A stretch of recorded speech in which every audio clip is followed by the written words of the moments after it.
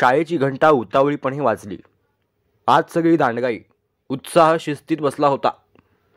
घंटा वाजल्याबरोबर तो घोळक्याने दरवाजाकडे धावला, पाट्या दप्तरे घेऊन. शाळा म्हणजे एक बैठी इमारत. तिचे 4 भाग पाडून 4 वर्ग केलेले. जायला यायला एकुलते एक खुजी लाकडी चौकट. मोठी माणसे त्यातून वाकून आत येत. मुले एकदम सुटली की दाराशी गर्दी साचून राही. मग बाहेर वाट मिळेपर्यंत पाठीमागची पोरे एकच कालवा करीत, दप्तरातल्या पाट्या हाताने बडवीत, पुढच्यांना धुसणी देत, पुढचे रागाने मागच्यांना रेटीत, आणि पोरे तशीच तुंबून राहत. मधल्यांची दामटी होई, पुन्हा आरडाओरड, क्वचित मारामारी, आणि मग सगळी शाळा रिकामी होई. शेंडीचा झुपका रुमालात गुंतवीत आणि रुमालाचा कपाळाला लागलेला रंग रुमालाने पुशीत, फाटक्या अंगाचे दाढी वाढलेले मास्तर बाहेर पडत. मळ्याकडे चालू लागत. एखादा पाचोळा जावा तसे जात. या सगळ्या गर्दीतून रडकुंडी तोंड करून केशव बाहेर आला. त्याचे लहान कुरे गोरे तोंड लाल लाल झाले होते. पुढच्या पोराने पाठीमागे कोपर ढोसल्यामुळे पोट दुखत होते. गर्दीत चेंगरल्यामुळे तो घाबराघुबरा झाला होता. उजवा हात हिरवा निळा झाला होता आणि डोळ्यातून पाणी येऊ पाहत होते. वर्गातला कुबट वास, पोरांची दंगामस्ती, मास्तरांचा जोरात बसलेला फोक आणि न कळणाऱ्या शिव्या यांनी तो बावरला होता. धामिनीसारखे पिवळे धमक ऊन पडले होते. आदल्या दिवशी रात्रभर भीज पाऊस पडून गेला होता. त्यामुळे बाहेर सगळीकडे चिखलाचा रेंदा झाला होता. ठिकठिकाणी पाणी साठून राहिले होते.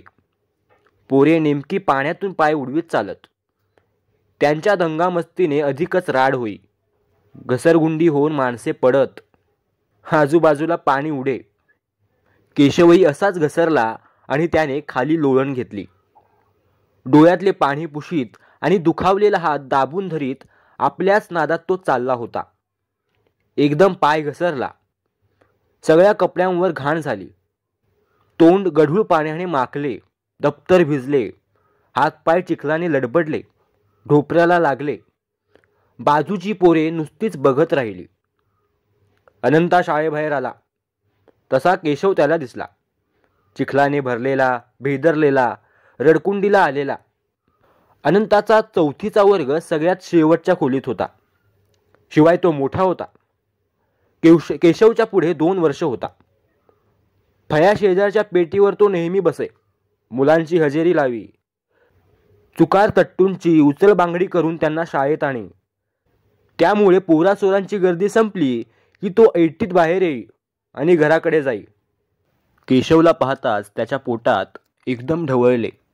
त्या गोऱ्या अशक्त मुलाविषयी त्याला विनाकारण कुतूहल वाटे. त्याच्या सशासारख्या भिरभिऱ्या डोळ्यांकडे सारखे पाहत राहावेसे वाटे.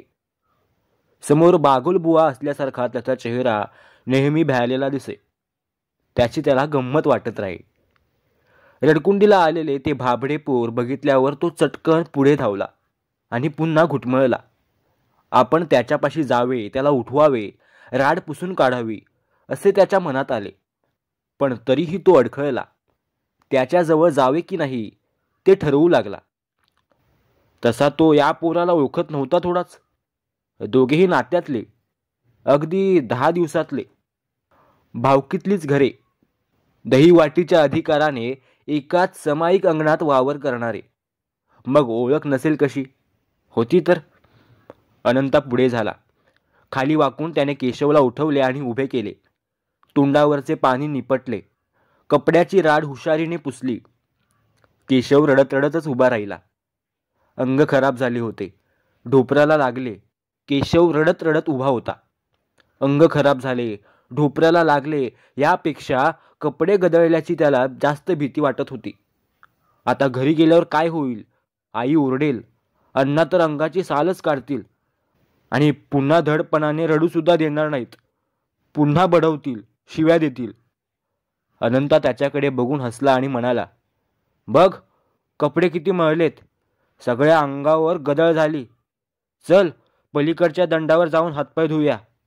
अनंता त्याच्याकडे बघून हसला आणि म्हणाला, बघ कपडे किती मळलेत, सगळ्या अंगावर गदळ झाली. चल पलीकडच्या दंडावर जाऊन हातपाय धु, चल. केशवने नाक पुसत पुसतच आपल्या अंगावरून दृष्टी टाकली आणि तो मुकाट्याने त्याच्या पाठोपाठ दंडाकडे गेला.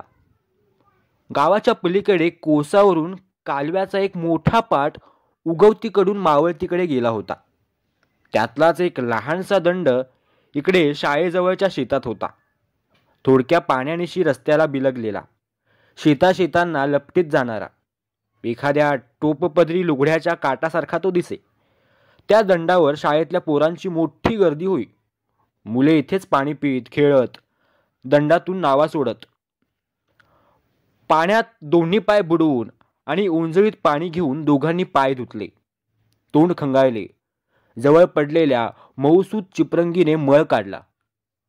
केशवचे राडीने भरलेले कपडे अनंताने पिळले.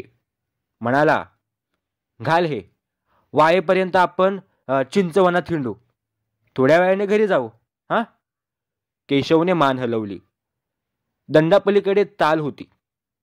आत चिंचेच्या झाडांचे गर्द वन होते. तिकडे बोट दाखवून तो म्हणाला, अंता, मला चिंचा काढून देशील? येडा का काय? अंता हसून म्हणाला, ह्या दिवसात चिंचा कुठल्या? गाभुया सुद्धा?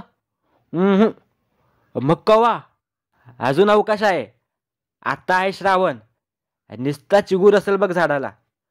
चिगूर खायचा का तुला? चल. चिंचबनातील म्हातारी झाडे खरोखरच वाकली होती. पोरा लेकरांचाही फाट्याला हात लागे. चिंचेला आकडे लागले म्हणजे हे फाटे पोरं ओरबाडून काढीत. तेथून उलटी चढत, शिवणा पाणी खेळत, खोडावरून खाली उतरत. अनंता या खेळात सगळ्या गावच्या पोरात बाळ होता. त्याने सटक्याने फाट्याला लोंबकळून एक मजेदार झोका घेतला. हिसडा देऊन पाला ओरबडला आणि चिंचेची आंबूस गोड पिवळी फुलं केशवला दिली. मग एकदम खाली उडी मारून जमिनीवर उशी घेतली, अशा सफाईनं की दुसऱ्यालाच भीती वाटावी. केशवच्या धुवट चड्डीचे 2 खिसे टरारून फुगले होते. खाली टाकलेला सर्व चिगूर त्याने खिशात कोंबला असावा. डाव्या हाताची मूठ चिंचेच्या त्या पिवळट फुलांनी गच्च भरली होती आणि उजव्या हाताने त्याचा घास होत होता. तोंड चालू होते आणि दात आंबून गेले होते. इतके की ते एकमेकांना लागेनात. खायचा कंटाळा आला होता आणि तरीही तो रानमेवा हवा हवासा वाटत होता. अनंताने झोका घेतलेला बघितल्यावर त्याचे खाण्यातले लक्ष उडाले. हातातली मूठ जमिनीवर पालती करून रडवे तोंड करून तो म्हणाला, अंता, मला पण झोका दे, मला नको चिगूर. अनंता नाही म्हणणार नव्हता. नाही कसा म्हणेल? तेवढ्यासाठी तर त्याने ही कसरत केली होती. केशवने झोका पाहिजे म्हणावे म्हणूनच त्याने स्वतः झोका घेतला होता. नाहीतर झोके खेळून खेळून त्याचे हात हुळहुळे झाले होते. अनंताने त्याच्या दोन्ही खुब्यात हात घालून वर उचलले आणि फाट्याला लटकवून दिले. चिंचेचा उग्रट वास नाकात बसला. टोकाच्या बारक्याशा काटक्या आणि भिजलेली पाने तोंड ओरबडू लागली. टोकाच्या बारक्याशा काटक्या आणि भिजलेली पाने तोंड ओरबडू लागली. तसा केशव गुदमरला, पाय झाडू लागला आणि पायाला आधार नाही हे बघताच भ्याला. हातांनी धरलेला फाटा त्याने गच्च आवळला. केशवने पाय पाठीमागे ओढून मग खूप लांबार झोका दिला. अशा गमतीत फार वेळ गेला. चिगुराने आंबलेले दात गोधनी खाऊन निवले. आंबूसपणा गेला, पण मोठ्या गुंजे एवढे ते गोड तांबूस फळ खाऊन तोंडाला चिकटा बसला आणि बाबळीवरचा ओलसर पांढरा तांबडा डिंक खाऊन तो जास्त झाला. बोलायचे म्हटले तरी तोंड उघडेना. अक्कलखारीचे पिवळे फूल खाऊन जीभ चुरचुरली. गोदनीची पाने काताबरोबर खाऊन तोंड लाल भडक झाले, अगदी विडा खाल्ल्यासारखे. पायात खराटे घुसले, काटे मोडले आणि पाय सारखे ठणकत राहिले. चिखल पायावरच वाळला. अंगावरच्या सगळ्या कपड्यावर कुत्री लागली. काट्या काटक्या लागून पिंढऱ्यावर पांढऱ्या रंगांचे जाळे झाले. अंधार पडला. दिवे लागण होऊन गेली. राखोळीला नेलेली गुरे घेऊन कुणब्यांची पोरेटोरे केव्हाच गावठाणाकडे आली. कामधाम आटपून मंडळींनी चावडीवर ठाण मांडले. कुणी पारावर बसून कुटाळकी सुरू केली आणि संपवली. चंचा 4-2 वेळा उलगडल्या आणि बांधल्या. गप्पातले कित्येक विषय आटले. रस्त्यावर तुरळक माणसेही दिसेनात. मधून मधून फक्त एक कंदील हलत, अधांतरी गेल्यासारखे दिसत. हळूहळू चावडी आणि पारही रिकामे झाले. कुत्र्याच्या भुकभुकी वाचून दुसरे काही ऐकू येईना. बामण आळीच्या अगदी टोकाला बल्लाळाचा वाडा होता. वाड्याचा दरवाजा दगडी होता आणि घोड्यावरची अस्मी जाईल इतका उंच. आत मोठे लांबुळके अंगण, दोन्ही बाजूंना मोठ्या खणाच्या एक मजली इमारती. पडायला झालेल्या त्या जुनाट घरातून देशपांडे घराण्यातली सगळी कुटुंबे राहत. पडझड थांबवण्या इतकी ऐपत कोणाचीच नसे. ही मंडळी मोठ्या दाराचा, परसदाराचा आणि अंगणाचा समायिक उपयोग करीत. तिथे स्वतःच्या मालकीचे खण सोडून बाकी सगळे समायिकात होते. हागणदारी सुद्धा. भांडाभांडी चाले.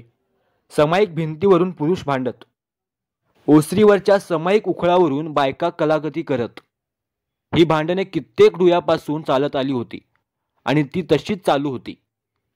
किंबहुना यासाठीच आपण जन्माला आलो आहोत, असे देशपांडे घराण्यातल्या कर्त्या पुरुषांना वाटत असे. या घरातला धूर त्या घरात गेला तरी ते निमित्त भांडणाला पुरे, वर्दळ माझे. मग कोर्टात खटले खोकले, दावे दोरखंडे चालत. शेताचे तुकडे विकून सरकारी अधिकाऱ्यांची धन होई. त्याचा निकाल लागायच्या आतच नवी 4-2 भांडणे झालेली असत. अण्णा देशपांडे अंगणात बाजेवर बसला होता आणि विडी ओढीत होता. मधून मधून डेरेदार पोटावर हात फिरवित होता. मांडी खाजवीत होता. वाड्यातल्या एका कोपऱ्यात त्याचे घर होते. दुसऱ्या कोपऱ्यात अनंताच्या बापाची जागा होती. उंबरठ्यावर कंदील लावून ठेवलेला होता. त्याच्या अंधुक उजेडात अण्णा दाराकडे बघत होता.